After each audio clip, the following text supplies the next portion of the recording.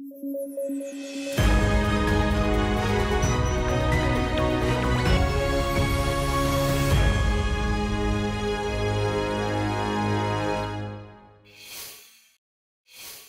दुनिया 1 जनवरी को नए साल का जश्न मनाती है, लेकिन भारत में एक जगह ऐसा भी है जहां जश्न नहीं बल्कि शोक मनाया जाता है। वजह है खरसावां नरसंहार। साल था 1948। जगह है आज का झारखंड। यहां भी 1919 के जालियांवाला बाग जैसी घटना हुई थी। इस नरसंहार को आजाद भारत का जलियांवाला बाग नरसंहार कहा जाता है। तो चलिए जानते हैं खरसावां नरसंहार की पूरी कहानी क्या है। दरअसल 1912 में बिहार और उड़ीसा प्रांत बनाने के लिए बंगाल प्रेसिडेंसी का ऑफिशियली विभाजन किया गया था। हालांकि इस नए प्रांत के भीतर अपनी विशिष्ट संस्कृति के साथ एक बड़ी आदिवासी जनसंख्या भी मौजूद थी। इनका अपना रहन सहन था और अपनी कुछ मांगे थी। मांग थी अपनी पहचान की। इस प्रकार 1912 में ही सेंट कोलंबा कॉलेज हजारीबाग में पहली बार एक अलग आदिवासी राज्य की मांग उठने लगी और अगले कुछ सालों में यह मांग जोर पकड़ने लगी। फिर साइमन कमीशन आया। वही साइमन कमीशन जिसे भारत में संवैधानिक सुधारों पर रिपोर्ट बनाने का अधिकार दिया गया था। साइमन कमीशन ने 1930 में इसे आधिकारिक मान्यता दे दी। साइमन कमीशन ने कहा, बिहार और उड़ीसा प्रांत सभी भारतीय प्रांतों की सबसे कृत्रिम इकाई है। इसका गठन 3 क्षेत्रों को एक ही प्रशासन के अंतर्गत लाकर किया गया था, जो न केवल भौतिक विशेषताओं में बल्कि कई सामाजिक, भाषाई और सांस्कृतिक विशेषताओं में भी स्पष्ट रूप से भिन्न है। लेकिन 1936 में जब उड़ीसा अलग हुआ, तब भी आदिवासियों की मांगे अनसुनी रह गई। 1938 में संघर्ष जारी रखने के लिए आदिवासी महासभा का गठन किया गया। इस आंदोलन में भारतीय हॉकी टीम के पूर्व कप्तान जयपाल सिंह मुंडा सबसे बड़े नेता के रूप में उभरे थे। यहां तक तो सब कुछ ठीक चल रहा था, लेकिन फिर आई खरसावां के उड़ीसा में विलय होने की समस्या। दरअसल खरसावां एक छोटी सी रियासत थी जिसका क्षेत्रफल 400 स्क्वायर किलोमीटर से भी कम था। यह जमशेदपुर के पश्चिम में स्थित थी। आजादी के समय खरसावां ने पूर्वी भारत की 24 अन्य रियासतों के साथ भारत संघ में शामिल होने के लिए उड़ीसा राज्य में शामिल होने का फैसला किया, क्योंकि खरसावां और इसके पड़ोसी सरायकेला में हिंदी बोलने वालों की तुलना में उड़िया बोलने वाले लोग अधिक थे। लेकिन अधिकांश आदिवासियों ने इस विलय का समर्थन नहीं किया। ये आदिवासी बिहार में भी शामिल नहीं होना चाहते थे। इनकी सीधी सी मांग थी एक अलग आदिवासी राज्य, और इनकी मांग लगातार अनसुनी हो रही थी। फिर आया विलय का दिन, यानी 1 जनवरी 1948। विलय के विरोध में 1 जनवरी 1948 को खरसावां में एक विशाल बैठक बुलाई गई। जिस दिन विलय होना था, यह इस कस्बे में साप्ताहिक बाजार का भी दिन था। जयपाल मुंडा को खुद मौजूद रहना था और भीड़ को संबोधित करना था। मुंडा उस समय बहुत ही लोकप्रिय सितारे थे। इनकी झलक देखने के लिए 50,000 से अधिक आदिवासी खरसावां में एकत्र हुए। भीड़ में स्थानीय युवा और बूढ़े, पुरुष और महिलाएं, आसपास के गांव के लोग और सैकड़ों किलोमीटर दूर रहने वाले लोग भी शामिल थे। लेकिन इतिहास गवाह है कि जहां भीड़ जमा होती है, वहां समस्या तो आती ही है। भीड़ की विशाल संख्या और उत्साह ने उड़ीसा सैन्य पुलिस को डरा दिया। अब थोड़ा उस समय के सिचुएशन पर ध्यान दीजिए। ये वो वक्त था जब देश भर की रियासतों को भारत संघ में एकीकृत किया जा रहा था। कुछ रियासतें शांतिपूर्ण तरीके से भारत संघ में शामिल हो रही थीं, जबकि कुछ रियासतों के लिए ताकत आजमानी पड़ रही थी। पूरे देश में ऐसी स्थिति पैदा हो गई थी जहां छोटी सी चिंगारी भी किसी भयानक घटना को अंजाम दे सकती थी। 1 जनवरी 1948 को ठीक ऐसा ही हुआ। इस दिन खरसावां एक पुलिस शिविर जैसा बन गया। यहां 50,000 लोगों की भीड़ जमा हो गई थी। भीड़ ने अपनी मांगें उठाई और जयपाल मुंडा के आने का बेसब्री से इंतजार किया। इसके अलावा कई अन्य लोग पास के बाजार में खरीदारी भी कर रहे थे, लेकिन लोगों को जिस सितारे का इंतजार था वही नहीं आया। किसी कारणवश मुंडा उपस्थित नहीं हो सके। भीड़ बेचैन हो रही थी और काफी हद तक पुलिस से घिरी थी। अचानक पुलिस ने अपनी गन से गोलीबारी शुरू कर दी। लोगों पर लगातार गोलियां चल रही थीं। जब तक गोलीबारी रुकी, पूरा मैदान लाशों से पट गया था। जिस जगह पर नरसंहार हुआ, उसके पास ही एक कुआं था और पुलिस ने उसमें लाशों को ठिकाने लगाना शुरू कर दिया। कुआं लाशों से भर गया तो बाकी लाशों को जंगल में ले जाया गया और वहां फेंक दिया गया। जो घायल हुए, उनकी स्थिति ज्यादा और बदतर थी। सर्दी का मौसम था और लोग अधमरी हालत में ठंड में कांपते हुए वहीं पड़े रहे और मर गए। आपको यकीन नहीं होगा कि आज तक इस बात का कोई रिकॉर्ड नहीं है कि नरसंहार में कितने लोगों की जानें गईं। तत्कालीन उड़ीसा सरकार ने कहा था कि केवल 35 लोगों की मौत हुई थी। हालांकि वास्तविक संख्या कहीं अधिक होने की संभावना है। पूर्व लोकसभा सांसद और कालाहांडी के अंतिम शासक पीके देव ने कहा कि कम से कम 2000 आदिवासी मारे गए थे।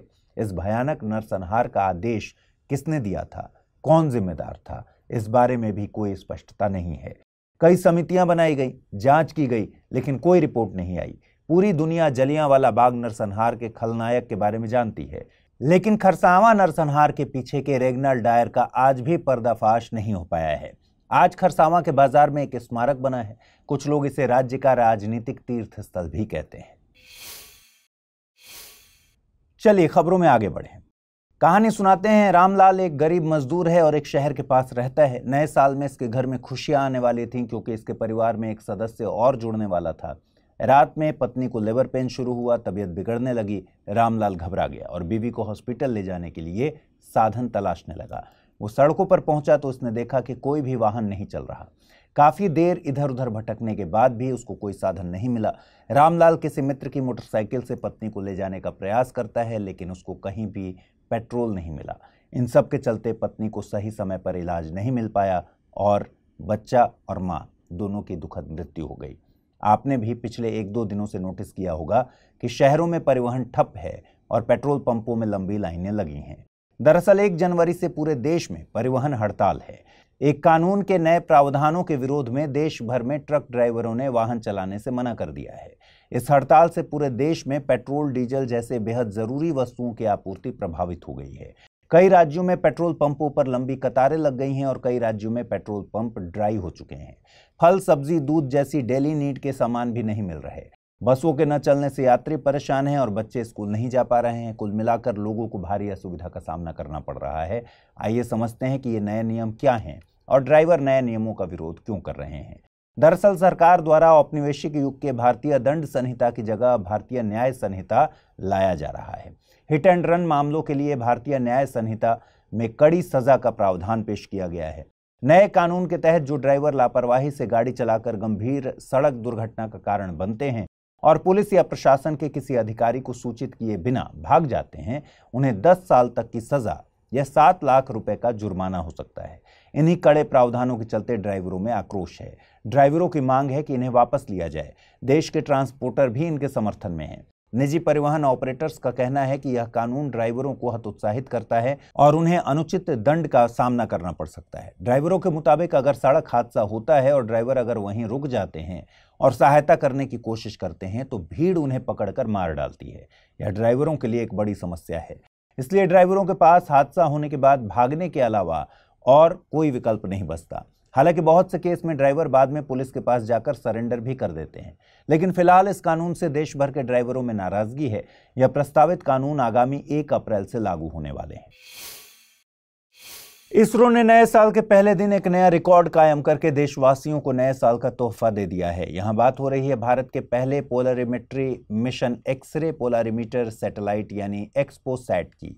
भारतीय अंतरिक्ष एजेंसी इसरो ने श्रीहरिकोटा से एक्सपोसैट को लॉन्च करके पृथ्वी से 650 किलोमीटर ऊपर गोलाकार कक्षा में स्थापित किया। ऐसा करने वाला भारत दुनिया का दूसरा देश बन गया है।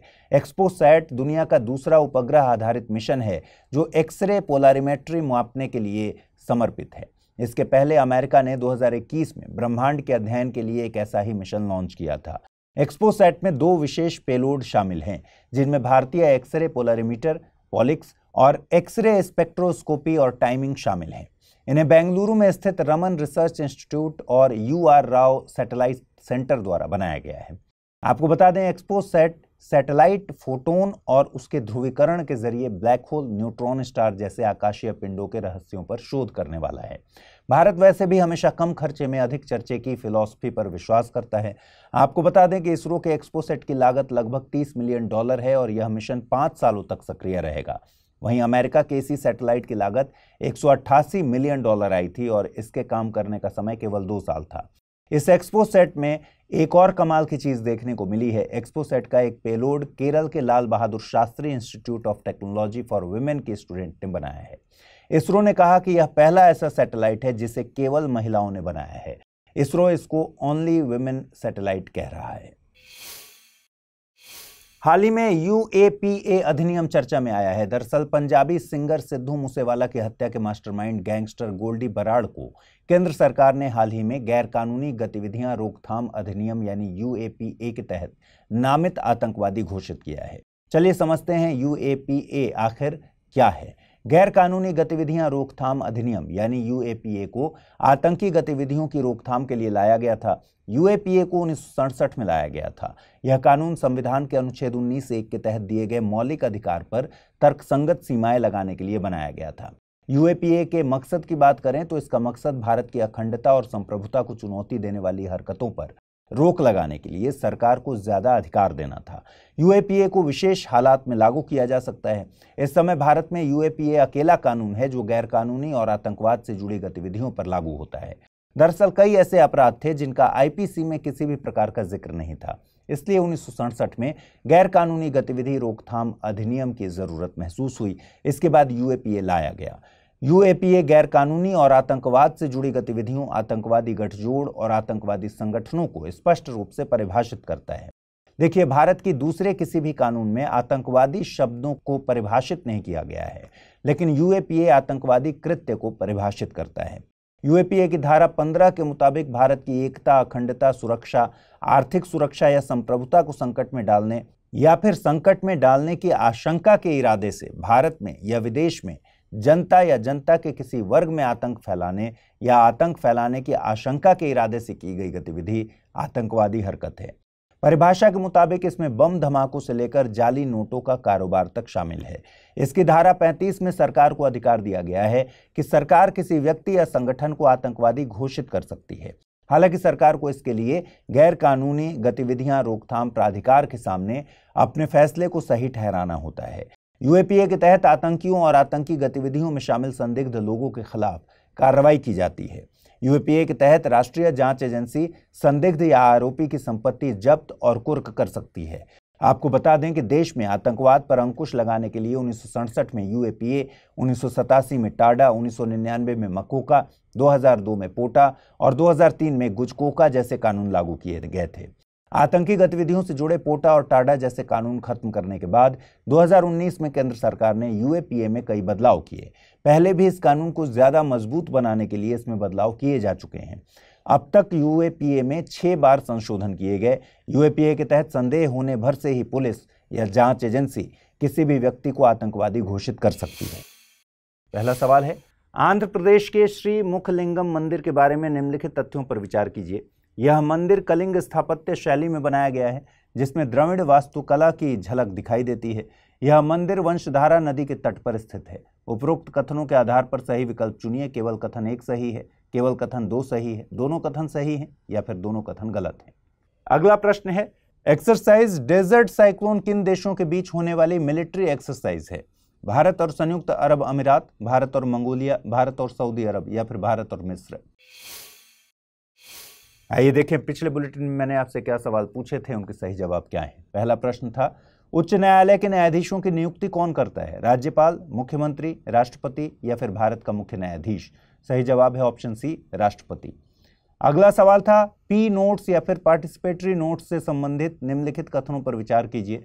पी नोट्स विदेशी निवेशकों द्वारा उपयोग किए जाने वाले वित्तीय उपकरण हैं। पी नोट्स को पंजीकृत विदेशी पोर्टफोलियो निवेशकों द्वारा जारी किया जाता है। सही विकल्प चुनना था। केवल कथन 1 सही है, केवल कथन 2 सही है, दोनों कथन सही हैं या फिर दोनों कथन गलत हैं। सही जवाब है ऑप्शन सी, दोनों कथन सही। बांग्लादेश के एक नोबेल पुरस्कार विजेता हैं, नाम है मोहम्मद यूनुस। इनकी सरकार से पंगा लेने की पुरानी आदत है। फिलहाल इन पर एक कानूनी आफत आई हुई है। दरअसल बांग्लादेश की एक अदालत ने मोहम्मद यूनुस को 6 महीने जेल की सजा सुनाई है। इन पर देश के श्रम कानूनों का उल्लंघन करने का आरोप लगा है। हालांकि अपील लंबित रहने तक इनको जमानत दे दी गई है, लेकिन मौजूदा समय में मोहम्मद यूनुस कथित भ्रष्टाचार और फंड गबन से जुड़े अन्य आरोपों की एक लंबी लिस्ट का सामना कर रहे हैं। यूनुस ने अदालत के फैसले को सभी कानूनी मिसाल और तर्क के विपरीत कहा है। उनके समर्थकों ने भी कहा कि मामला राजनीति से प्रेरित था। आइए जानते हैं कौन हैं ये मोहम्मद यूनुस, इनको नोबेल पुरस्कार कब और क्यों मिला था और ये क्यों सरकार के निशाने पर हैं। देखिए, मोहम्मद यूनुस का 1940 में चटगांव में जन्म हुआ। यूनुस ने 1969 में अमेरिका से अर्थशास्त्र में पीएचडी की और उसके बाद अमेरिका में ही सहायक प्रोफेसर बनकर पढ़ाने लगे। फिर कुछ सालों बाद 1971 में पाकिस्तान के चंगुल से आज़ाद होकर बांग्लादेश बना। बांग्लादेश बनने के बाद स्वदेश फिल्म के शाहरुख खान के जैसे मोहम्मद यूनुस अपनी मातृभूमि लौट आए और चटगांव विश्वविद्यालय में अर्थशास्त्र विभाग के प्रमुख नियुक्त किए गए। इस समय तक मोहम्मद यूनुस ने अपनी अलग पहचान नहीं बनाई थी।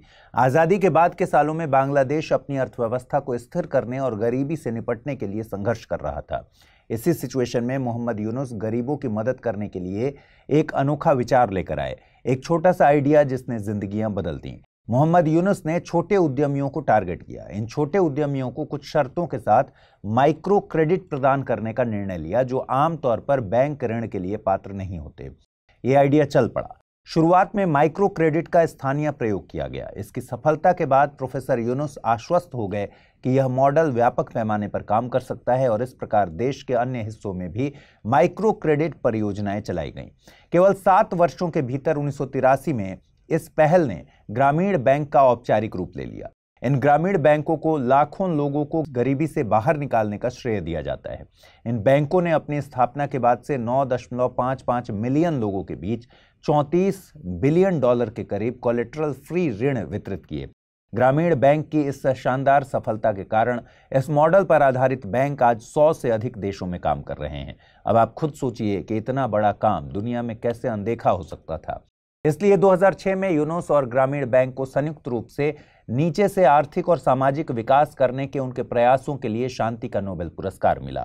प्रोफेसर यूनुस को गरीबों का बैंकर कहा जाने लगा। अब आप सोच रहे होंगे कि इतना बड़ा काम करने वाला व्यक्ति फिर आज जेल में कैसे है। देखिए, नोबेल पुरस्कार जीतने के तुरंत बाद यूनुस ने सोचा कि क्यों ना अपनी खुद की राजनीतिक पार्टी बना ली जाए। एक अर्थशास्त्री का राजनीति में आने का यह आइडिया शेख हसीना को अच्छा नहीं लगा। हालांकि यूनुस ने आगे चलकर राजनीति में आने का यह आइडिया ड्रॉप कर दिया। बहरहाल 2009 में जब हसीना सत्ता में लौटी तो उनकी सरकार ने यूनुस की गतिविधियों पर कई जांचें शुरू कर दी। प्रधानमंत्री ने उन पर ग्रामीण बैंक के प्रमुख के रूप में गरीब ग्रामीण महिलाओं से ऋण वसूलने के लिए बल और अन्य साधनों का उपयोग करने का आरोप लगाया। अब राजनीतिक शत्रुता शुरू हो चुकी थी। प्रोफेसर साहब के प्रधानमंत्री शेख हसीना के साथ रिश्ते ठीक नहीं हैं। प्रोफेसर साहब ने एक बार प्रधानमंत्री शेख हसीना पर गरीबों का खून चूसने का आरोप भी लगाया था। बताया जाता है कि यूनुस पर 150 से ज्यादा मामले चल रहे हैं।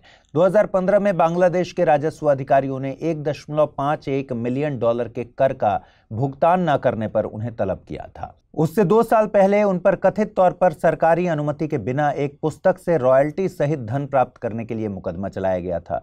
2011 में सरकारी सेवानिवृत्ति नियमों का उल्लंघन करने के आरोप में यूनुस को ग्रामीण बैंक के प्रबंध निदेशक के पद से हटा दिया गया था। अब यह भी जान लीजिए कि अभी यूनुस को जेल की सजा क्यों दी गई है। दरअसल यूनुस की एक कंपनी है, नाम है ग्रामीण टेलीकॉम। इसको एक गैर लाभकारी संस्था के रूप में बनाया गया था। अदालत ने कंपनी को श्रम कानूनों के उल्लंघन का दोषी पाया।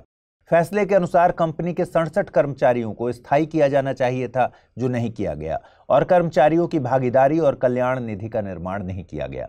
इसके अलावा कंपनी की नीति के अनुसार कंपनी के लाभांश का 5% कर्मचारियों को वितरित किया जाना चाहिए था, जो कि नहीं किया गया।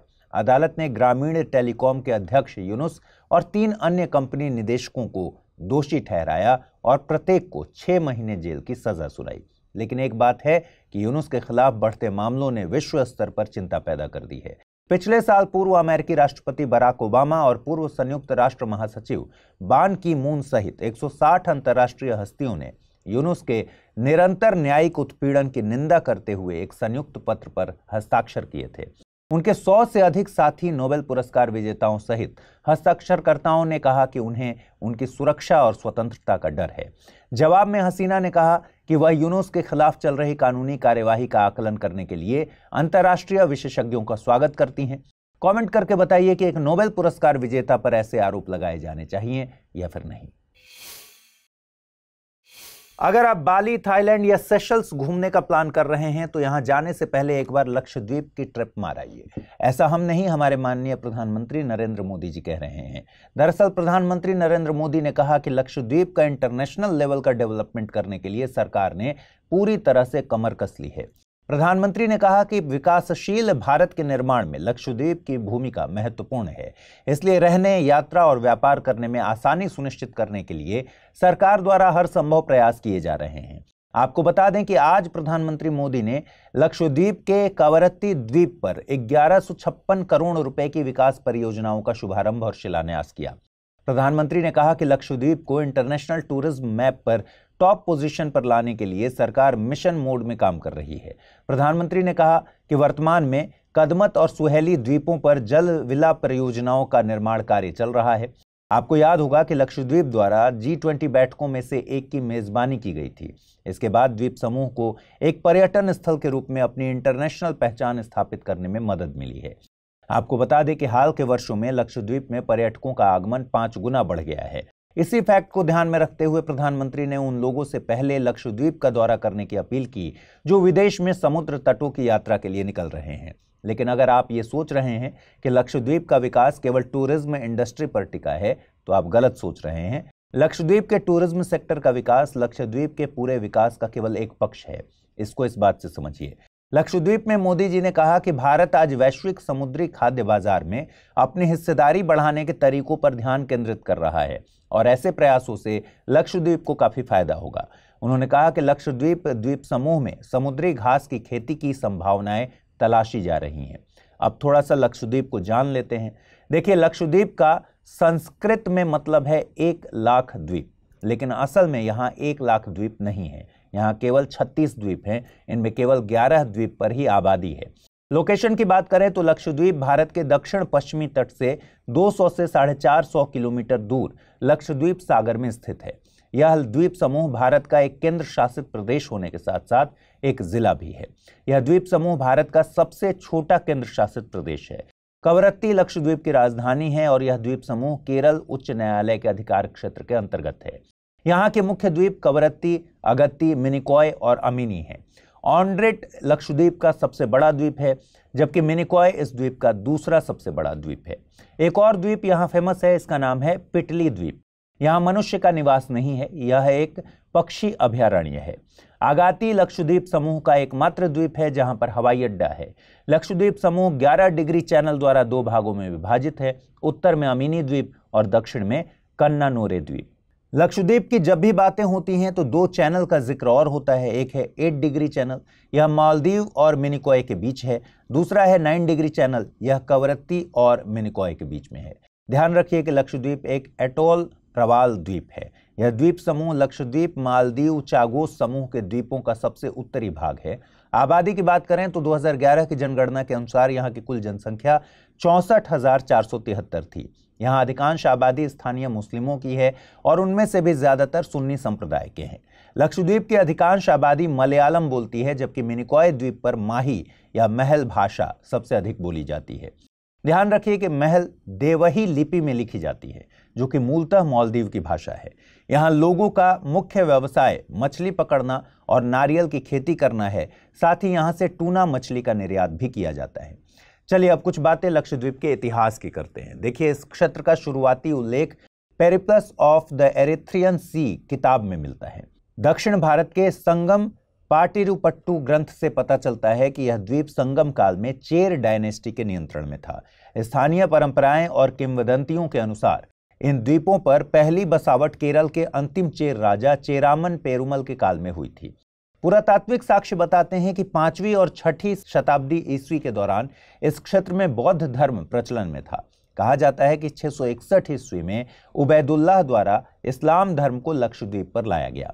11वीं शताब्दी के दौरान द्वीप समूह पर अंतिम चोल राजाओं और उसके बाद कैनानोर के राज्य का शासन था।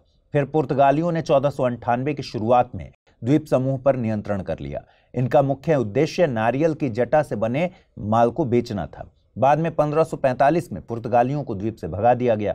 17वीं शताब्दी में यह द्वीप अरक्कल के मुस्लिम घराने के शासन में आ गया। फिर 1787 में अमीनी दीवी समूह के द्वीप यानी अंदरोत, अमीनी, कदमत, किल्तन, चेतलत और बितरा टीपू सुल्तान के शासन के तहत आ गए। तीसरे आंग्ल मैसूर युद्ध के बाद यह ब्रिटिश नियंत्रण में चले गए। फिर भारत की आज़ादी के बाद 1 नवंबर 1956 को भारतीय राज्यों का पुनर्गठन हुआ।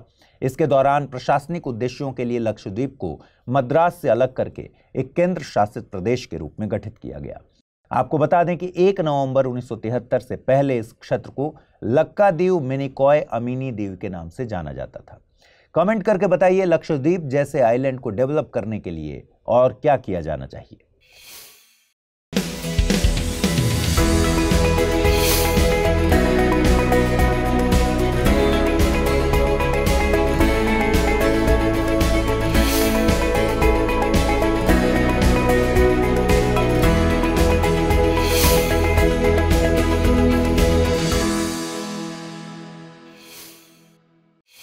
हाल ही में कैंसर पर एक रिपोर्ट आई है और इसमें कहा गया है कि भारत में 2019 में लगभग 12 लाख कैंसर के नए मामले और 9.3 लाख मौतें दर्ज हुई।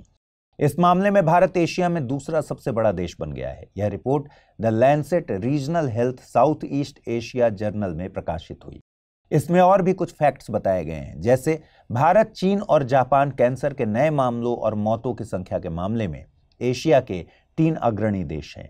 यहां 2019 में कुल 94 लाख नए मामले और 56 लाख मौतों के साथ कैंसर एक महत्वपूर्ण सार्वजनिक स्वास्थ्य खतरा बन गया है।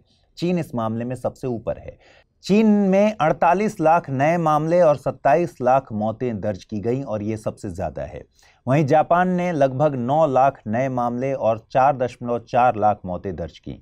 रिपोर्ट में बताया गया है कि एशिया में सबसे प्रमुख कैंसर ट्रैकियल, ब्रोंकस और लंग्स TBL कैंसर देखे गए हैं।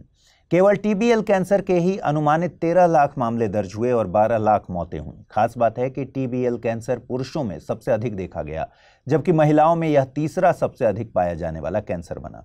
महिलाओं में दूसरे नंबर पर सबसे ज्यादा सर्वाइकल कैंसर देखा गया।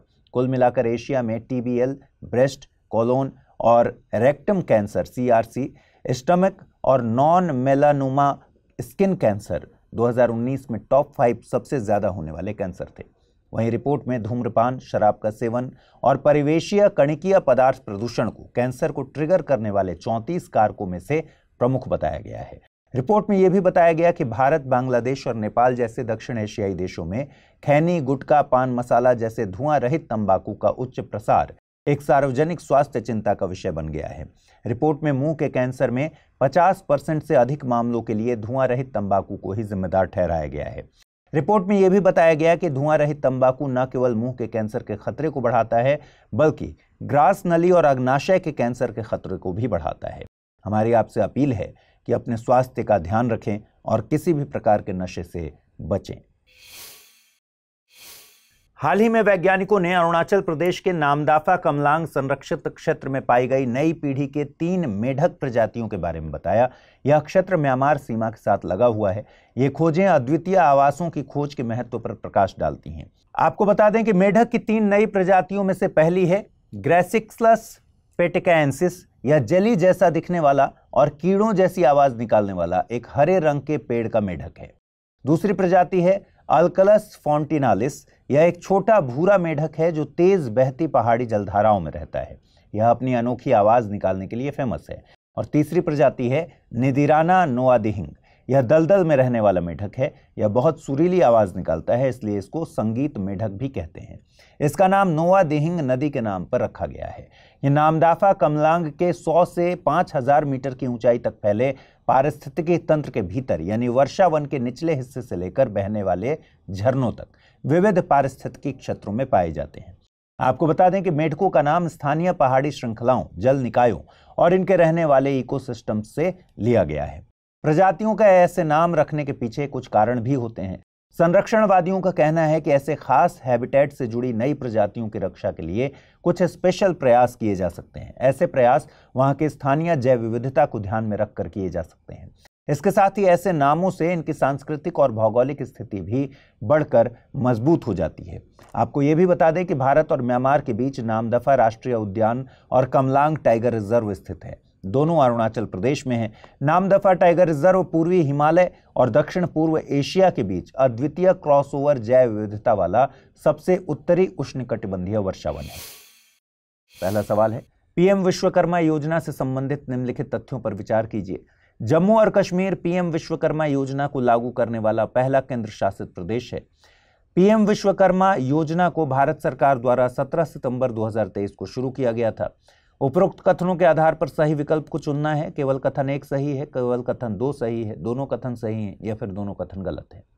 अगला प्रश्न है, 8 डिग्री चैनल के बारे में सही कथन को चुनिए। यह मालदीव और मिनिकॉय के बीच में है, यह कवरत्ती और मिनिकॉय के बीच में है, यह अमीनी द्वीप और कन्नानोरे द्वीप के बीच है, यह लिटिल अंडमान और कार निकोबार के बीच में है।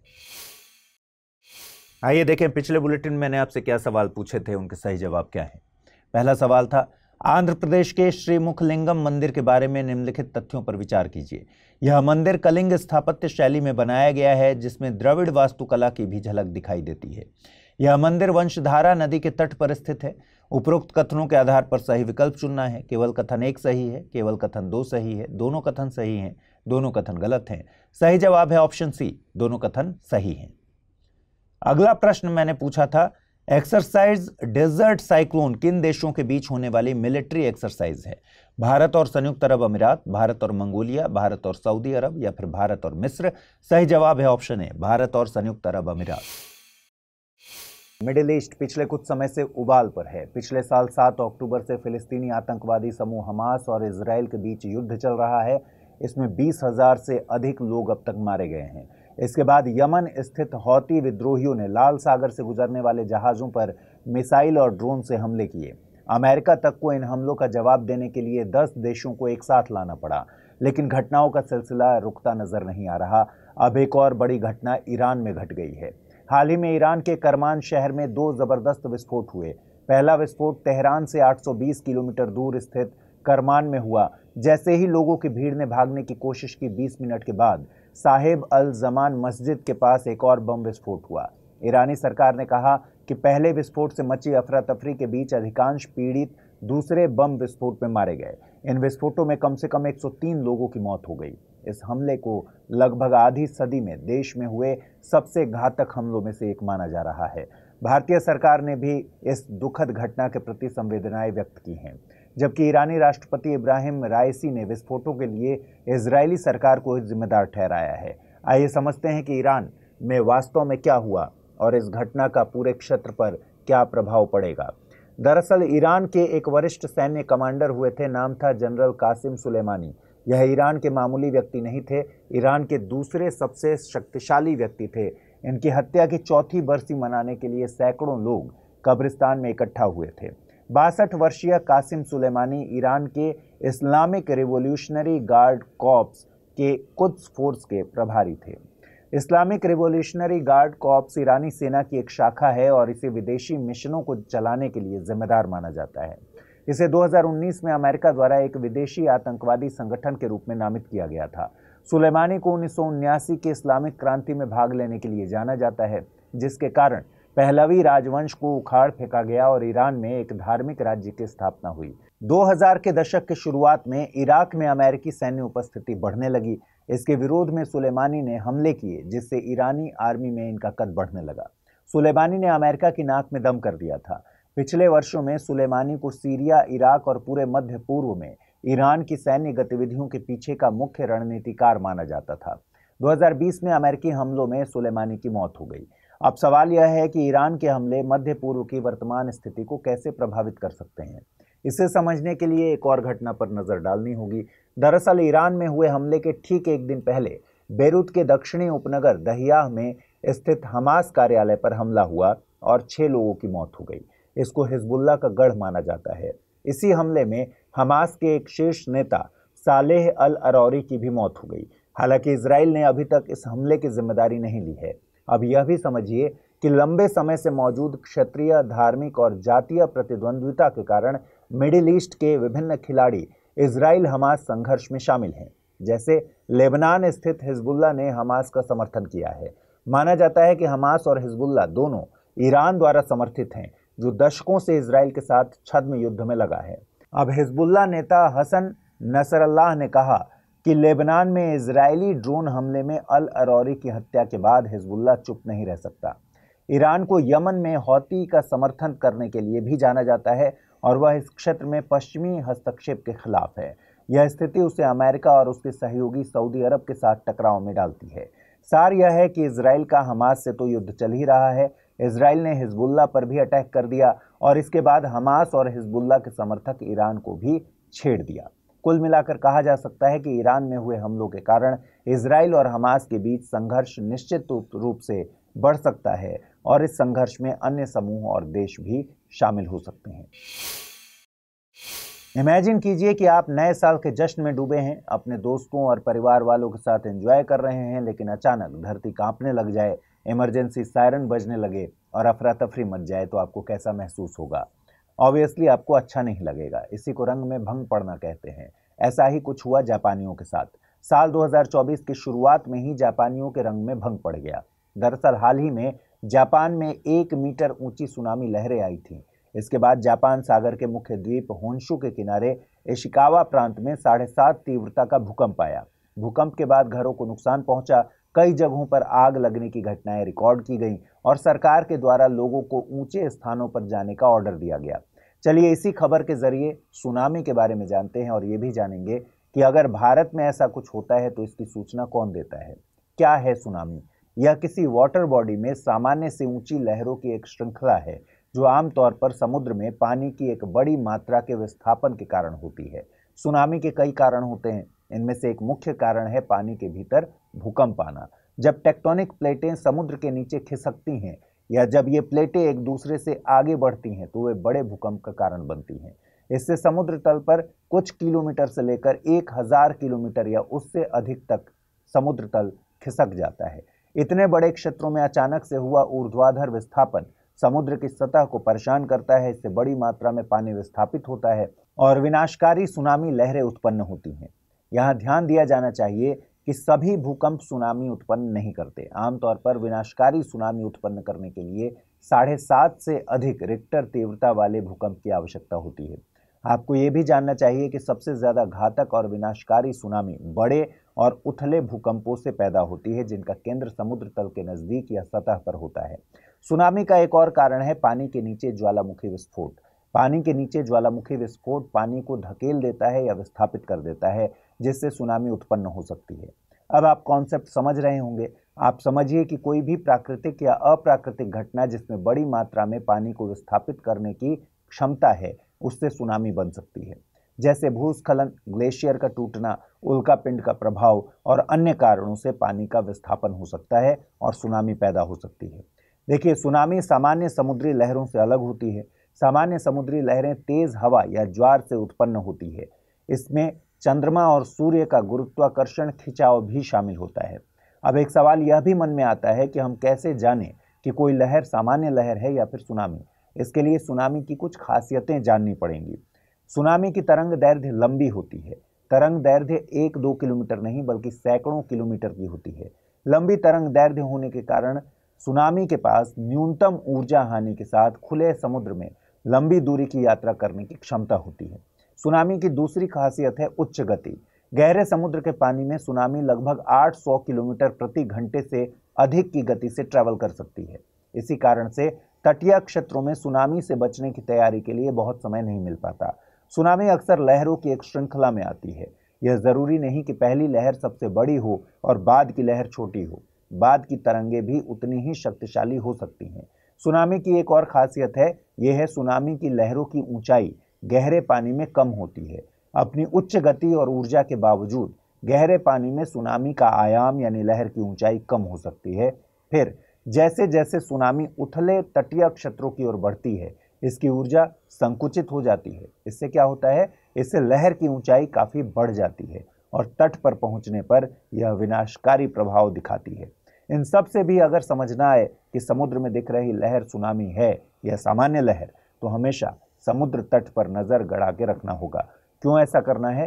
क्योंकि सुनामी के तट तक पहुंचने से पहले तट का पानी काफी कम हो जाता है। पानी तट से पीछे चला जाता है और तट की जगह पर समुद्र तल दिखने लग जाता है। ऐसा आने वाली सुनामी लहरों से पहले होता है। चलिए, अब आपने सुनामी का कॉन्सेप्ट अच्छी तरह से समझ लिया है। अब बात करते हैं भारतीय सुनामी प्रारंभिक चेतावनी केंद्र की। देखिए, पृथ्वी विज्ञान मंत्रालय के तहत भारतीय राष्ट्रीय महासागर सूचना विज्ञान केंद्र इंकोइस हैदराबाद में स्थापित भारतीय सुनामी प्रारंभिक चेतावनी केंद्र ITEWC भारत के लिए सुनामी अलर्ट जारी करने वाला राष्ट्रीय प्राधिकरण है। मतलब सुनामी की सूचना कौन देगा? भारतीय सुनामी प्रारंभिक चेतावनी केंद्र देता है। यह ITEWC हिंद महासागर सुनामी चेतावनी और शमन प्रणाली से जुड़ा है। यह यूनेस्को के अंतर सरकारी महासागरीय आयोग यानी IOC द्वारा स्थापित और समन्वित वैश्विक सुनामी चेतावनी और शमन प्रणाली का एक अभिन्न अंग है।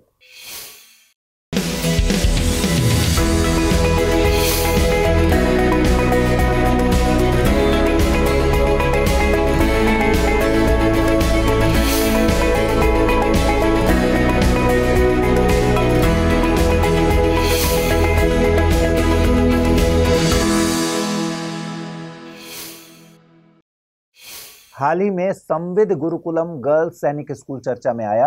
दरअसल संविद गुरुकुलम सीनियर सेकेंडरी स्कूल लड़कियों के लिए खुला पहला सैनिक स्कूल है। यह मथुरा के वृंदावन के बाहरी इलाके में वात्सल्य ग्राम के अंदर स्थित है। तो आइए अब बात करते हैं सैनिक स्कूलों की। सैनिक स्कूल भारत में सार्वजनिक स्कूलों की एक प्रणाली है जो रक्षा मंत्रालय के तहत सैनिक स्कूल सोसाइटी द्वारा स्थापित और प्रबंधित की जाती है। सैनिक स्कूल आम नागरिकों के पब्लिक स्कूल हैं जहां योग्य छात्रों को या छात्राओं को उनकी आय या वर्ग पृष्ठभूमि की परवाह किए बिना उच्च गुणवत्ता वाली शिक्षा मिलती है। सैनिक स्कूल में एडमिशन लेने के लिए 5th क्लास के बाद एक एग्जामिनेशन देना होता है। एग्जाम क्लियर हो जाता है तो आप सैनिक स्कूल में एडमिशन ले सकते हैं। सैनिक स्कूलों का प्राथमिक उद्देश्य छात्रों को या छात्राओं को राष्ट्रीय रक्षा अकादमी NDA और भारतीय नौसेना अकादमी INA में प्रवेश के लिए शैक्षणिक, मानसिक और शारीरिक तौर पर तैयार करना है। डेटा के अनुसार 2021 तक देश में कुल 33 सैनिक स्कूल थे। सैनिक स्कूलों की स्थापना की प्रेरणा रॉयल इंडियन मिलिट्री कॉलेज और रॉयल इंडियन मिलिट्री स्कूल, जिसे अब राष्ट्रीय मिलिट्री स्कूल या RMS कहा जाता है, से मिली है। दरअसल प्रथम विश्व युद्ध के बाद सरकार भविष्य के सैन्य अधिकारियों के संभावित पूल को तैयार करना चाहती थी। इस मकसद से पश्चिमी शैली की शिक्षा प्रदान करके भारत में ब्रिटिश औपनिवेशिक सेना का भारतीयकरण करने के लिए एक RIMC और 5 RMS की स्थापना की गई थी। पहले RIMC की स्थापना 1922 में हुई थी। इसके बाद 5 RMS की स्थापना की गई। 1922 में चैल मिलिट्री स्कूल, 1930 में अजमेर मिलिट्री स्कूल, 1945 में बेलगाम मिलिट्री स्कूल, 1946 में बेंगलुरु मिलिट्री स्कूल और 1962 में धौलपुर मिलिट्री स्कूल की स्थापना हुई। सैनिक स्कूल की बात करें तो 1961 में भारत के तत्कालीन रक्षा मंत्री VK कृष्ण मेनन द्वारा भारतीय सेना के अधिकारी कैडर के बीच क्षेत्रीय और वर्ग असंतुलन को दूर करने के लिए सैनिक स्कूल की कल्पना की गई थी। हालांकि 1960 में स्थापित लखनऊ का सैनिक स्कूल देश का पहला सैनिक स्कूल था, लेकिन यह सैनिक स्कूल सोसाइटी के अंतर्गत नहीं है, बल्कि उत्तर प्रदेश सैनिक स्कूल सोसाइटी के अंतर्गत है। यह भारतीय सोसाइटी पंजीकरण अधिनियम 1860 के तहत पंजीकृत है। इसका सीधा सा मतलब है कि यह राज्य सरकार द्वारा प्रशासित होने वाला एकमात्र सैनिक स्कूल है। इस स्कूल को उत्तर प्रदेश सरकार द्वारा अनुदान दिया जाता है। यह एकमात्र सैनिक स्कूल है जो पूरी तरह से राज्य सरकार द्वारा वित्त पोषित और प्रबंधित है। यह स्कूल उत्तर प्रदेश सैनिक स्कूल सोसाइटी द्वारा चलाया जाता है, जो भारतीय सोसाइटी पंजीकरण अधिनियम 1860 के तहत पंजीकृत है। यह देश का पहला सैनिक स्कूल था और इसके बाद इसी तर्ज पर भारत सरकार के रक्षा मंत्रालय के तहत अन्य सैनिक स्कूलों की स्थापना की गई थी। इसके अतिरिक्त देश में कई निजी सैन्य स्कूल भी हैं, जिनकी संख्या सबसे अधिक महाराष्ट्र में है।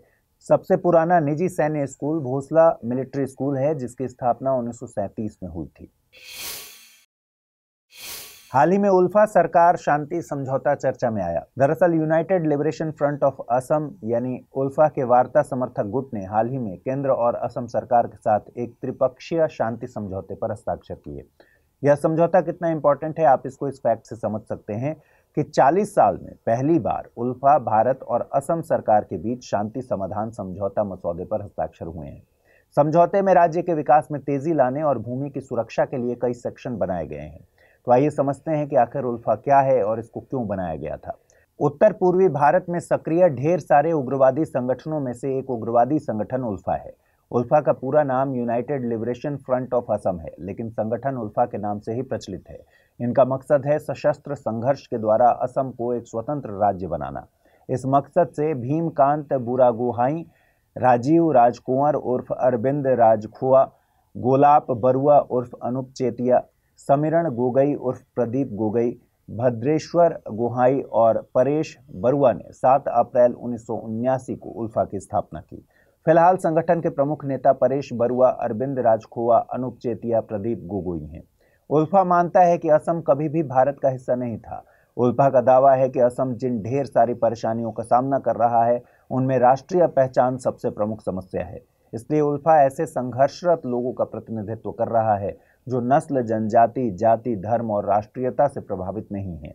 ऐसा माना जाता है कि 1986 में उल्फा का संपर्क nationalist socialist council of Nagaland और म्यांमार में सक्रिय संगठन काचिन रेबेल्स से हुआ। 1989 में इसे बांग्लादेश में कैंप लगाने की छूट मिल गई थी और 1990 आते आते उल्फा ने कई हिंसक वारदातों को अंजाम दिया। उल्फा वामपंथी विचारधारा को मानने वाला है और उसका संबंध माओवादियों से भी है। ऐसे भी दावे किए जाते हैं कि उसके कई सदस्यों को पाकिस्तान में भी प्रशिक्षण मिला है। इस संगठन ने कई हत्याएं, बम ब्लास्ट आदि घटनाओं को अंजाम दिया है। यह संगठन इतना खतरनाक है कि अमेरिकी गृह मंत्रालय ने भी आतंकवादी संगठनों की सूची में उल्फा को शामिल किया है। भारत सरकार ने इस संगठन को सन 1990 में प्रतिबंधित कर दिया था और इसे एक आतंकवादी संगठन के रूप में वर्गीकृत भी किया था। भारत सरकार ने उल्फा के विरुद्ध भारतीय सेना द्वारा संचालित ऑपरेशन बजरंग शुरू किया था। सरकार ने उल्फा पर पाकिस्तानी आईएसआई और बांग्लादेशी डीजीएफआई से संपर्क बनाकर भारत के विरुद्ध छद्म युद्ध लड़ने का आरोप लगाया था। पहला प्रश्न है, सुनामी से संबंधित गलत कथन का चयन कीजिए। सुनामी लहरों की तरंग दैर्घ्य लंबी होती है। गहरे समुद्र के पानी में सुनामी लगभग 800 किलोमीटर प्रति घंटे से अधिक की गति से ट्रेवल कर सकती है। सुनामी अक्सर लहरों की एक श्रृंखला में आती है। सुनामी लहरों की ऊंचाई गहरे पानी में भी अधिक होती है। दूसरा प्रश्न है, हाल ही में एक विशिष्ट स्थान की लाल चींटी की चटनी को जीआई टैग यानी भौगोलिक पहचान टैग प्राप्त हुआ है। यह विशिष्ट स्थान कहाँ है? मयूरभंज, दंतेवाड़ा, झाबुआ या फिर बस्तर? आइए देखिए, पिछले बुलेटिन में मैंने आपसे क्या सवाल पूछे थे, उनके सही जवाब क्या है। पहला सवाल था, पीएम विश्वकर्मा योजना से संबंधित निम्नलिखित तथ्यों पर विचार कीजिए। जम्मू और कश्मीर पीएम विश्वकर्मा योजना को लागू करने वाला पहला केंद्र शासित प्रदेश है। पीएम विश्वकर्मा योजना को भारत सरकार द्वारा 17 सितंबर 2023 को शुरू किया गया था। उपरोक्त कथनों के आधार पर सही विकल्प चुनना था। केवल कथन 1 सही है, केवल कथन 2 सही है, दोनों कथन सही हैं या फिर दोनों कथन गलत हैं। सही जवाब है ऑप्शन सी, दोनों कथन सही हैं। अगला प्रश्न था, 8 डिग्री चैनल के बारे में सही कथन को चुनिए। यह मालदीव और मिनिकॉय के बीच में है, यह कवरत्ती और मिनिकॉय के बीच में है, यह अमीनी द्वीप और कन्नानोरे द्वीप के बीच है, यह छोटे अंडमान और कार निकोबार के बीच में है। सही जवाब है ऑप्शन ए, यह मालदीव और मिनिकॉय के बीच है। दरअसल पिछले साल दिसंबर में पूर्व थल सेना प्रमुख एम नरवणे द्वारा लिखी गई एक किताब का अनावरण किया गया था। यह एक ऑटोबायोग्राफी है। ऑटोबायोग्राफी का नाम है 4 स्टार्स ऑफ डेस्टिनी। देखिए, एम नरवणे दिसंबर 2019 से अप्रैल 2022 तक थल सेना प्रमुख थे। अपने संस्मरण में पूर्व थल सेना प्रमुख ने अपने कार्यकाल से संबंधित कई खुलासे किए हैं। इसमें अग्निवीर योजना से लेकर गलवान घाटी की मुठभेड़ तक का जिक्र है। किताब के अनावरण होने के बाद देश की एक समाचार एजेंसी ने लगे हाथ इस किताब के कुछ अंश प्रकाशित कर दिए थे। ऐसा हुआ ही था कि इसके बाद सेना ने एक कदम आगे बढ़ते हुए इस किताब की समीक्षा शुरू कर दी। चलिए समझते हैं कि इस किताब में क्या क्या लिखा गया है और हम उन नियमों को भी जानेंगे जो सेवारत और सेवानिवृत्त कर्मियों के लेखन को नियंत्रित करते हैं। सबसे पहले जानते हैं कि किताब में चीन के साथ एलएसी गतिरोध पर क्या जानकारी दी गई है। किताब में 31 अगस्त 2020 को जनरल नरवणे और रक्षा मंत्री राजनाथ सिंह के बीच हुई बातचीत का जिक्र है। यह बातचीत तब हुई थी जब चीनी सैनिक पूर्वी लद्दाख में वास्तविक नियंत्रण रेखा यानी एलएसी पर रेचिन ला दर्रे में टैंक और जवानों को ले जा रहे थे। सिंह ने जनरल नरवणे से कहा कि उन्होंने प्रधानमंत्री से बात की है और प्रधानमंत्री द्वारा कहा गया कि सेना को जैसा उचित लगे वैसी कार्रवाई करने के लिए सेना आज़ाद है। मतलब गलवान घाटी के इस हालात से निपटने के लिए सरकार ने भारतीय सेना को फ्री हैंड दे दिया था और फ्री हैंड मिलने के बाद भारतीय सेना ने चीनी सैनिकों का जो हाल किया था वो तो पूरे देश को याद ही है। किताब में 2020 में गलवान घाटी में हुई भारतीय और चीनी सैनिकों के बीच घातक झड़प के बारे में कुछ विवरण भी दिए गए हैं। किताब में जनरल नरवणे ने लिखा है कि चीन के राष्ट्रपति शी जिनपिंग इस घटना को आसानी से नहीं भूलेंगे क्योंकि चीनी सैनिकों को घातक क्षति हुई थी और चीनी सैनिक 2 दशकों से अधिक समय में पहली बार इस प्रकार हताहत हुए थे। देखिए, पूर्व सेना प्रमुख जनरल एम नरवणे ने अग्निपथ योजना को लेकर भी बड़ा खुलासा किया है। उन्होंने लिखा कि सैनिकों, एयरमैन और नाविकों की कम अवधि की भर्ती के लिए अग्निपथ योजना लागू करने के ऐलान से सशस्त्र बल चौंक गए थे। आर्म्ड फोर्सेज ने दलील दी थी कि 4-4 साल के कार्यकाल के बाद बड़ी संख्या में कर्मियों को सेवा में रखा जाना चाहिए और अग्निवीरों को बेहतर वेतन दिया जाना चाहिए। यूं तो पूरी किताब की बातें करना सीमित समय में पॉसिबल नहीं है, लेकिन हम आपको एक और रोचक बात बताते हैं जो कि किताब में लिखी गई है। जनरल रावत की असामयिक मृत्यु के बाद जनरल नरवणे को सीडीएस के रूप में नियुक्त नहीं किया गया था। किताब में उन्होंने लिखा है कि इस मामले में जनरल नरवणे ने सरकार के निर्णय लेने की प्रक्रिया पर अपना भरोसा व्यक्त किया था। उन्होंने कहा कि जब उन्हें सेना प्रमुख के रूप में नियुक्त किया गया था तो उन्होंने कभी भी सरकार के विवेक पर सवाल नहीं उठाया और अब भी उनके पास ऐसा करने का कोई कारण नहीं है। चलिए, आपने किताब की कई इंपॉर्टेंट बातें जान ली, अब मुद्दे की बात करते हैं कि सेना द्वारा पुस्तक की समीक्षा क्यों की जा रही है। सेना में कई सारे नियम होते हैं। इसी प्रकार सेना नियम 1954 की धारा 21 के तहत सेवारत कर्मियों को किसी भी रूप में कुछ भी प्रकाशित करने या किसी राजनीतिक प्रश्न या किसी सेवा विषय पर या किसी भी सेवा संबंधी जानकारी के संबंध में प्रेस को प्रत्यक्ष या अप्रत्यक्ष रूप से संवाद करने की अनुमति नहीं दी गई है। इसके अलावा केंद्र सरकार की पूर्व मंजूरी के बिना ऐसे प्रश्न या मामले पर या ऐसी जानकारी वाली किसी भी पुस्तक या पत्र या अन्य दस्तावेज को प्रकाशित करना निषिद्ध है। सेवारत अधिकारी पूर्व अनुमति के बिना किसी राजनीतिक प्रश्न या किसी सेवा विषय से संबंधित मामले पर या किसी भी सेवा विषय पर कोई जानकारी या विचार नहीं दे सकते। हालांकि यदि सशस्त्र बल का कोई कर्मी ऐसी किताब लिखता है जो उसके काम से संबंधित नहीं है या साहित्यिक या कलात्मक प्रकृति का है तो यह नियम लागू नहीं होता। तो क्या ये नियम जनरल नरवणे जैसे सेवानिवृत्त अधिकारी पर भी लागू होते हैं? नियम उस प्रक्रिया को स्पष्ट रूप से नहीं बताते जिसका पालन सेवानिवृत्त रक्षा सेवा अधिकारियों को पुस्तक प्रकाशित करते समय करना होता है। हालांकि सशस्त्र बल कर्मियों द्वारा प्रकाशित की जाने वाली किताबों की समीक्षा केंद्रीय सिविल सेवा पेंशन नियम 1972 के तहत की जा सकती है। इन नियमों को जून 2021 में कार्मिक और प्रशिक्षण विभाग यानी डीओपीटी द्वारा संशोधित किया गया था। इन संशोधित नियमों में खुफिया या सुरक्षा संबंधी संगठनों में काम कर चुके रिटायर्ड सरकारी सेवकों को रिटायरमेंट के बाद बिना पूर्व अनुमति के संगठन से संबंधित कोई भी जानकारी प्रकाशित करने से रोक दिया गया है। इसके साथ ही रिटायर्ड सिविल सेवक जो इस श्रेणी में नहीं आते, उन्हें किताब प्रकाशित करने के लिए सरकारी मंजूरी की आवश्यकता नहीं है। एक सवाल और है, क्या अन्य सैन्य अधिकारियों ने पहले भी किताबें लिखी हैं? जी हाँ, बिल्कुल लिखी हैं। कई सेवारत और सेवानिवृत्त सेना अधिकारियों ने पहले भी विभिन्न सैन्य संबंधी विषयों पर किताबें लिखी हैं, जैसे रिटायर्ड जनरल वीपी मलिक द्वारा Kargil from surprise to victory, retired general VK Singh द्वारा courage and conviction and autobiography और पूर्व चीफ जनरल के सुंदरजी ने blind man of Hindustan, Indo Pak nuclear war और of some consequences a soldier remembers लिखी हैं। आप यूपीएससी या अन्य स्टेट पीसीएस एग्जाम की तैयारी के लिए भारतीय राज्य व्यवस्था जरूर पढ़ते होंगे। भारतीय राज्य व्यवस्था में अपने राज्य के नीति निदेशक सिद्धांत भी पढ़े होंगे। इन सिद्धांतों का वर्णन संविधान के भाग 4 में अनुच्छेद 36 से 51 तक किया गया है। राज्य के नीति निदेशक सिद्धांतों की प्रेरणा आयरलैंड के संविधान से मिली है। इसकी खास बात यह है कि इसे न्यायालय द्वारा लागू नहीं किया जा सकता है, यानी इसे वैधानिक शक्ति प्राप्त नहीं है। तो आखिर ये सिद्धांत बनाए क्यों गए? क्योंकि यह देश के शासन के लिए मूलभूत तत्व हैं और कानून बनाने में इन तत्वों को लागू करना राज्य का कर्तव्य होगा।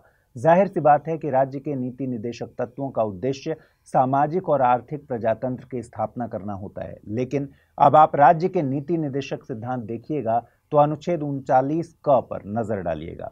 39 क में समान न्याय और निःशुल्क विधिक सहायता के बारे में बताया गया है। क्या आपको पता है कि रियल लाइफ में समान न्याय और निःशुल्क विधिक सहायता के लिए देश में क्या सिस्टम बनाया गया है? यह खबर अनुच्छेद 39 क से ही रिलेटेड है। हाल ही में सुप्रीम कोर्ट के न्यायाधीश न्यायमूर्ति BR गवई को सुप्रीम कोर्ट कानूनी सेवा समिति के अध्यक्ष के रूप में नॉमिनेट किया गया। दरअसल न्याय विभाग द्वारा एक अधिसूचना जारी की गई थी। इसमें न्यायमूर्ति गवई के नामांकन की घोषणा की गई। तो चलिए जल्दी से सुप्रीम कोर्ट कानूनी सेवा समिति के बारे में जानते हैं। सुप्रीम कोर्ट कानूनी सेवा समिति का गठन कानूनी सेवा प्राधिकरण अधिनियम 1987 की धारा 3A के तहत किया गया था। यह समिति क्या काम करती है? इसका काम शीर्ष अदालत के अधिकार क्षेत्र के तहत आने वाले मामलों में समाज के सबसे कमजोर वर्गों को मुफ्त और सक्षम कानूनी सेवाएं प्रदान करना है। कानूनी सेवा प्राधिकरण अधिनियम 1987 की धारा 3A में कहा गया है कि केंद्रीय प्राधिकरण या राष्ट्रीय कानूनी सेवा प्राधिकरण इस प्रकार की समिति का गठन करेगा। इसमें एक वर्तमान सुप्रीम कोर्ट न्यायाधीश अध्यक्ष होंगे। इनके साथ साथ केंद्र द्वारा निर्धारित अनुभव और योग्यता रखने वाले अन्य सदस्य शामिल होंगे। अध्यक्ष और अन्य सदस्यों को CJI द्वारा नामित किया जाता है। इसके अलावा CJI समिति के सचिव की नियुक्ति भी कर सकते हैं। चलिए अब जानते हैं कि सुप्रीम कोर्ट कानूनी सेवा समिति में कौन कौन शामिल हैं। खबर लिखे जाने तक समिति में अध्यक्ष BR गवई और CJI द्वारा नामित 9 सदस्य शामिल हैं। आपको बता दें कि कानूनी सेवा प्राधिकरण 1987 अधिनियम की धारा 27 के तहत केंद्र को अधिनियम के प्रावधानों को लागू करने के लिए अधिसूचना द्वारा सीजेआई के परामर्श से नियम बनाने का अधिकार मिला है। इसी आधार पर कानूनी सेवा प्राधिकरण नियम 1995 बनाए गए। इसके नियम 10 में समिति के सदस्यों की संख्या, अनुभव और योग्यताएं बताई गई हैं। हालांकि समिति सीजेआई के परामर्श से केंद्र द्वारा निर्धारित अधिकारियों और अन्य कर्मचारियों की नियुक्ति कर सकती है। भारतीय संविधान में ऐसे कई प्रावधान हैं जो निःशुल्क विधिक सहायता या कानूनी सेवाएं प्रदान करने की आवश्यकता बताते हैं, जैसे अनुच्छेद 39A। इसके बारे में हमने चर्चा कर ली है। इसके अलावा अनुच्छेद 14 समानता का अधिकार और 22(1) गिरफ्तारी के आधार के बारे में सूचित होने का अधिकार भी राज्य के लिए कानून के समक्ष समानता और समान अवसर के आधार पर न्याय को बढ़ावा देने वाली कानूनी प्रणाली बनाना अनिवार्य बनाता है। हालांकि कानूनी सहायता कार्यक्रम का विचार पहले 1950 के दशक में आया था, लेकिन 1980 में तत्कालीन सुप्रीम कोर्ट न्यायाधीश न्यायमूर्ति PN भगवती की अध्यक्षता में राष्ट्रीय स्तर पर एक समिति की स्थापना की गई थी। फिर 1987 में कानूनी सहायता कार्यक्रमों को वैधानिक आधार देने के लिए कानूनी सेवा प्राधिकरण अधिनियम लागू किया गया था। इसका मकसद महिलाओं, बच्चों, SC/ST और EWS श्रेणियों, औद्योगिक श्रमिकों, विकलांग व्यक्तियों और अन्य सहित पात्र समूहों को मुफ्त और सक्षम कानूनी सेवाएं प्रदान करना है। अधिनियम के तहत कानूनी सहायता कार्यक्रमों के कार्यान्वयन की निगरानी और मूल्यांकन करने और कानूनी सेवाएं उपलब्ध कराने के लिए नीतियां बनाने के लिए 1995 में नालसा का गठन किया गया था।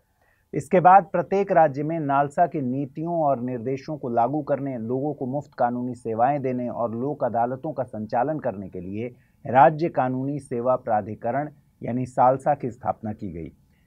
सालसा का नेतृत्व संबंधित उच्च न्यायालय के मुख्य न्यायाधीश करते हैं और इसके कार्यकारी अध्यक्ष के रूप में वरिष्ठ हाई कोर्ट के न्यायाधीश शामिल होते हैं। इसी प्रकार जिलों और अधिकांश तालुकों में जिला कानूनी सेवा प्राधिकरण और तालुक कानूनी सेवा समितियां स्थापित की गई हैं। प्रत्येक जिले में जिला न्यायालय परिसर में स्थित प्रत्येक DLSA की अध्यक्षता संबंधित जिले के जिला न्यायाधीश द्वारा की जाती है। तालुका या उप विभागीय कानूनी सेवा समितियों का नेतृत्व एक वरिष्ठ सिविल न्यायाधीश करता है। सामूहिक रूप से ये निकाय अन्य कार्यों के साथ साथ कानूनी जागरूकता शिविर आयोजित करते हैं और मुफ्त कानूनी सेवाएं प्रदान करते हैं। इस प्रकार आप देख सकते हैं कि तालुका लेवल से पूरे देश के लेवल तक कानूनी सेवा समितियों का एक पूरा नेटवर्क बनाया गया है।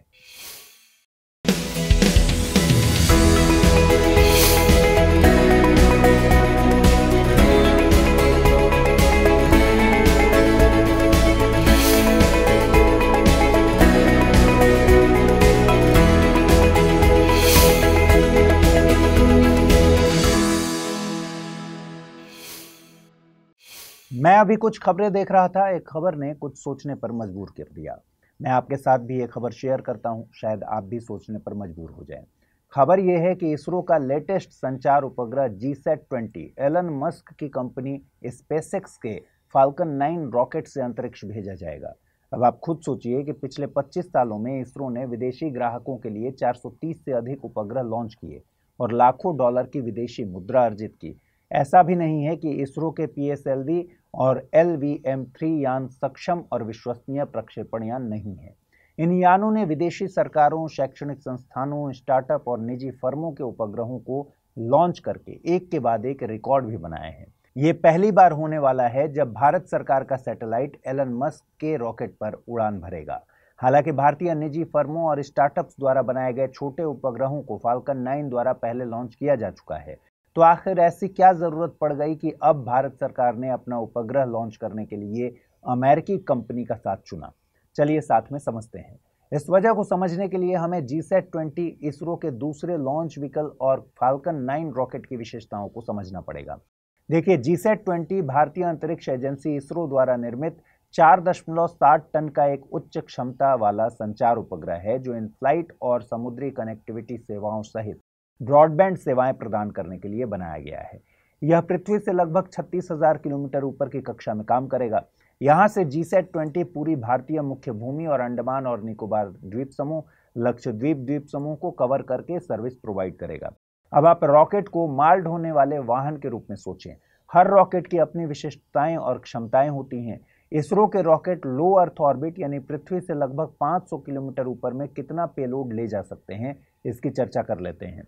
SSLV 500 kg, PSLV 1750 kg, GSLV 6000 kg, LVM-3 8000 kg payload लो अर्थ ऑर्बिट तक ले जा सकते हैं। अब अंतरिक्ष में सिर्फ लो अर्थ ऑर्बिट तो है नहीं, एक कहावत भी है, और भी मुकाम है हासिल करने को, ये नीला आसमान क्या चीज है। लो अर्थ ऑर्बिट से अधिक ऊंचाई पर विभिन्न कक्षाएं हैं। किसी उपग्रह को उच्च कक्षाओं में स्थापित करने या कक्षाओं में स्थानांतरित करने के लिए रॉकेट को अधिक शक्तिशाली होना होगा, कुशल प्रणोदन प्रणाली का उपयोग करना होगा और उपग्रह को अधिक वेग प्रदान करना होगा। अब एक और फैक्ट के बारे में सोचिए, संचार उपग्रहों को जियो सिंक्रोनस ट्रांसफर ऑर्बिट या GTO कक्षा में अंतरिक्ष में लॉन्च किया जाता है। भारत के GSLV और LVM-3 रॉकेट ऐसी कक्षा में पेलोड पहुंचाने के लिए डिजाइंड हैं और विश्वसनीय भी हैं। जहां GSLV GTO तक लगभग 2250 kg वजन पहुंचा सकता है, वहीं LVM-3 GTO तक 4000 kg वजन पहुंचा सकता है। अब दिक्कत यह है कि इसरो द्वारा बनाए जा रहे नवीनतम संचार उपग्रह GSAT-20 का वजन 4700 kg है। अब आपको बात समझ में आ गई होगी। फिलहाल भारत के पास ऐसा कोई भी रॉकेट नहीं है जो इतने वजन के उपग्रह को GTO कक्षा तक पहुंचा सके। यही कारण है कि भारत सरकार ने इस काम के लिए फाल्कन 9 रॉकेट को चुना है। लेकिन कई दशकों से भारत 4000 kg से अधिक वजन वाले संचार उपग्रहों को लॉन्च करने के लिए यूरोपीय एजेंसी के एरियन स्पेस रॉकेटों पर निर्भर रहा है।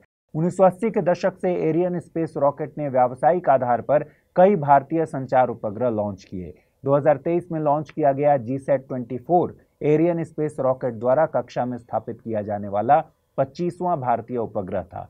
लेकिन एरियन 5 रॉकेट अब सर्विस में नहीं है और इसके उत्तराधिकारी एरियन 6 के विकास में देरी हो रही है। इस वजह से भारत के पास फिलहाल स्पेसएक्स का फाल्कन 9 ही विकल्प बचता है। हसदेव बचाओ पर्यावरण बचाओ, हसदेव बचाओ छत्तीसगढ़ बचाओ, ये नारा आजकल सुर्खियों में है। आइए जानते हैं पूरी कहानी क्या है। दरअसल छत्तीसगढ़ के हसदेव अरण्य क्षेत्र में फैले जंगल में हजारों पेड़ काटे जा चुके हैं। हसदेव अरण्य उत्तर छत्तीसगढ़ के 3 जिलों में फैला है। इसमें कोरबा, सूरजपुर और सरगुजा जिला आते हैं। यह भी कहा जा रहा है कि आने वाले दिनों में यहाँ 2.5 लाख से अधिक पेड़ काटे जाने हैं। जैव विविधता से समृद्ध क्षेत्र हसदेव जंगल 1,70,000 हेक्टेयर में फैला हुआ है, जहां से छत्तीसगढ़ के वन विभाग के अधिकारियों ने 15,000 से अधिक पेड़ों को काटना शुरू कर दिया है। यह जंगल हाथियों, भालू, सरीसृप और अन्य सहित जानवरों की कई प्रजातियों का घर है। यहाँ साल और महुआ जैसे आर्थिक और आध्यात्मिक रूप से महत्वपूर्ण पेड़ पाए जाते हैं। यह जंगल स्थानीय लोगों की आजीविका का भी साधन है। ये लोग इन पेड़ों को देवता के रूप में पूजते हैं। कटाई में उन पेड़ों को भी काट दिया गया है जिन्हें 100 से अधिक वर्षों से संरक्षित किया गया था। भारतीय वानिकी अनुसंधान और शिक्षा परिषद ने इस जंगल को प्राचीन साल और सागौन के जंगलों से युक्त मध्य भारत का सबसे बड़ा खंडित जंगल के रूप में वर्णित किया है। अनुमान है कि हसदेव जंगल गोंड, ओरांव और अन्य जनजातियों के 10,000 लोगों का घर है।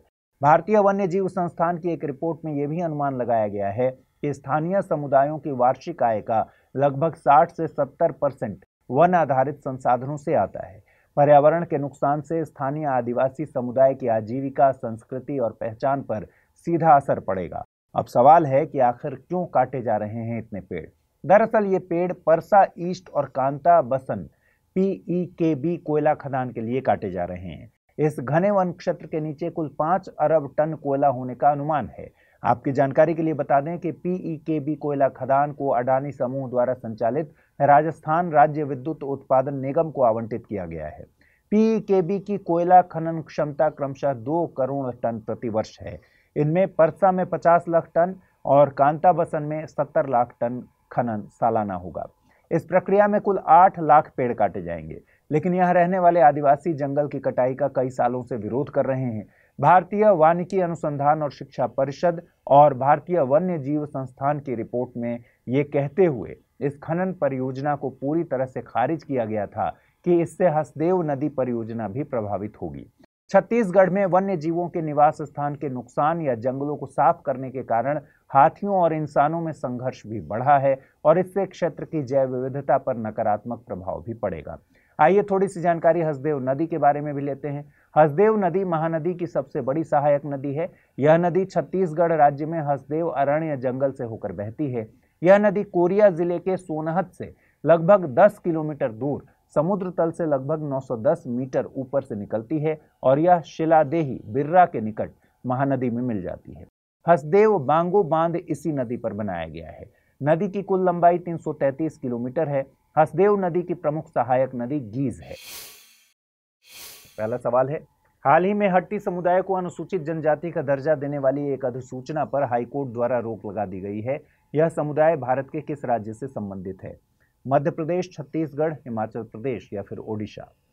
अगला प्रश्न है, हाल ही में परसा ईस्ट और कांता बसन पीकेबी कोयला खदान चर्चा में है। यह खदान किस राज्य में है? मध्य प्रदेश, छत्तीसगढ़, हिमाचल प्रदेश या फिर ओडिशा। आइए अब देखें कल मैंने आपसे कौन से सवाल पूछे थे और उनके सही जवाब क्या हैं। पहला सवाल था, सुनामी से संबंधित गलत कथन का चयन कीजिए। सुनामी लहरों की तरंग दैर्घ्य लंबी होती है। गहरे समुद्र के पानी में सुनामी लगभग 800 किलोमीटर प्रति घंटे से अधिक की गति से ट्रेवल कर सकती है। सुनामी अक्सर लहरों की एक श्रृंखला के रूप में आती है। सुनामी लहरों की ऊंचाई गहरे पानी में भी अधिक होती है। सही जवाब है ऑप्शन डी, सुनामी लहरों की ऊंचाई गहरे पानी में भी अधिक होती है। अगला प्रश्न मैंने पूछा था, हाल ही में एक विशिष्ट स्थान की लाल चींटी की चटनी को जीआई टैग यानी भौगोलिक पहचान टैग प्राप्त हुआ है। यह विशिष्ट स्थान कहाँ है? मयूरभंज, दंतेवाड़ा, झाबुआ या फिर बस्तर। सही जवाब है ऑप्शन ए, मयूरभंज।